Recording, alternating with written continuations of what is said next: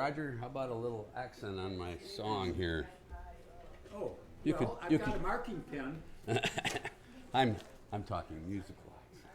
On fiddle or guitar? Fiddle, probably. You like English or regular? If I can find the right one. I haven't played this song in a while, but we're going to give her a whirl. Happy Father's Day, everybody. Even you mothers out there. And thank you, mothers, for putting up with the fathers. Yeah, there we go. That's a good one there, Roger. The mamas and the papas.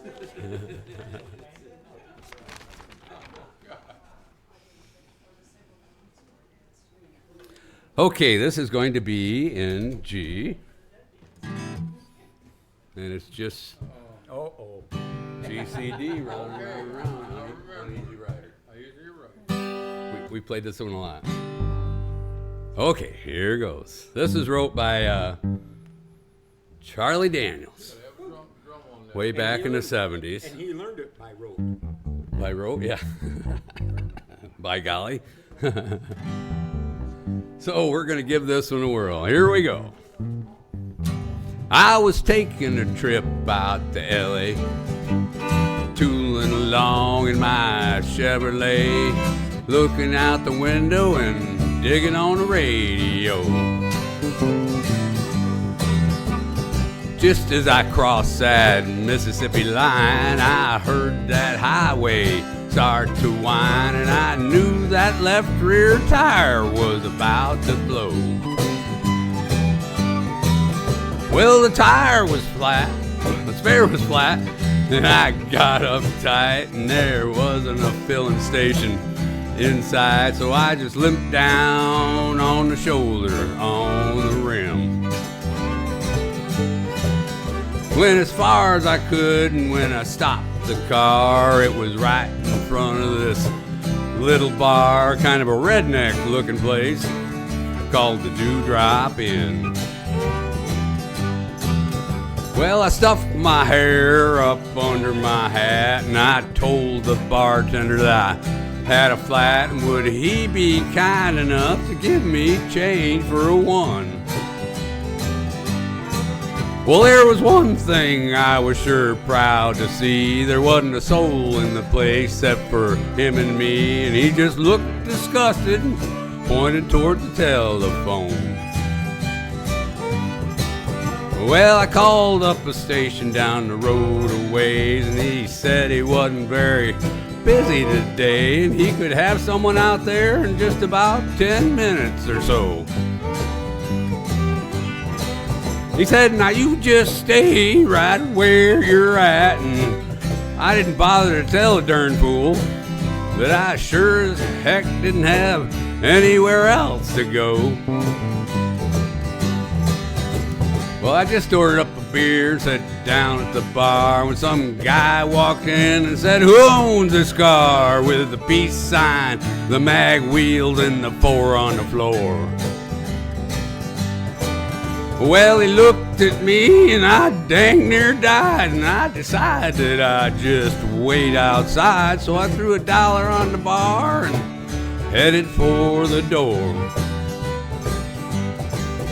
Well, I was almost to the door when the biggest one said, you tip your hat to this lady, son, and when I did, all that hair fell out from underneath.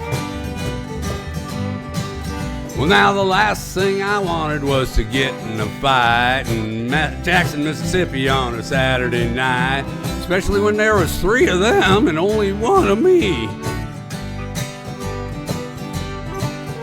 Well, they all started laughing and I felt kind of sick, and I knew I better think of something pretty quick, so I reached out and kicked old Green Teeth right in the knee. Well, he let out a yell that'd curl your hair, but before he could move, I grabbed me a chair and said, watch him, boys, 'cause he's a thoroughly dangerous man.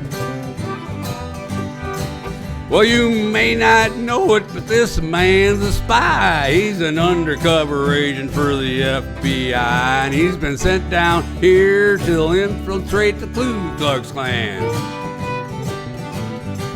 Well, he was still bent over, holding on to his knee, but everybody else was looking and listening to me, and I laid it on thicker and heavier as I went. I said, would you believe this man has gone as far as tearing Wallace stickers off the bumpers of cars, and he voted for George McGovern for president. Well, he's a friend of them long-haired hippie-type guys. I bet you he's even got a commie flag tacked up on the wall inside of his garage. Well, he's a snake in the grass, I'll tell you guys. He may look dumb, but that's just a disguise. He's a mastermind in the ways of espionage. Well, they all started looking real suspicious at him, and he jumped up and said, now wait a minute, Jim, you know he's lying. I've been living here all of my life. I'm a bright, faithful follower of Brother John Birch, and I belong to the Antioch Baptist Church, and I even got a garage. You can call home and ask my wife. Then he started saying something about the way I was dressed, but I didn't wait around to hear the rest. I was too busy moving and hoping I didn't run out of luck. When I hit the ground, I was making tracks, and they were just taking my car down off the jack. So I threw the man a 20 and jumped in and fired that mother up. Well, old Mario Andretti would have sure been proud of the way I was moving when I passed that crowd coming out the door and headed toward me at a trot.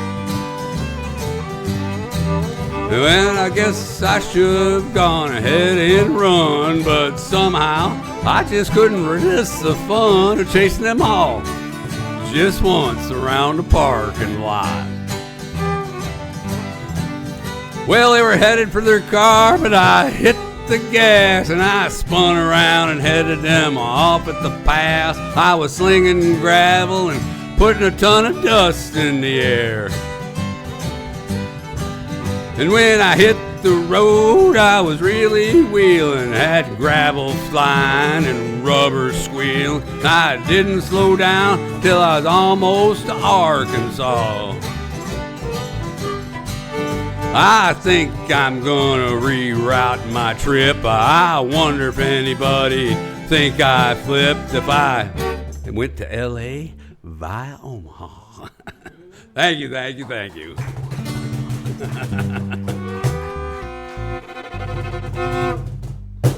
Thanks, Thank Dan. you for that.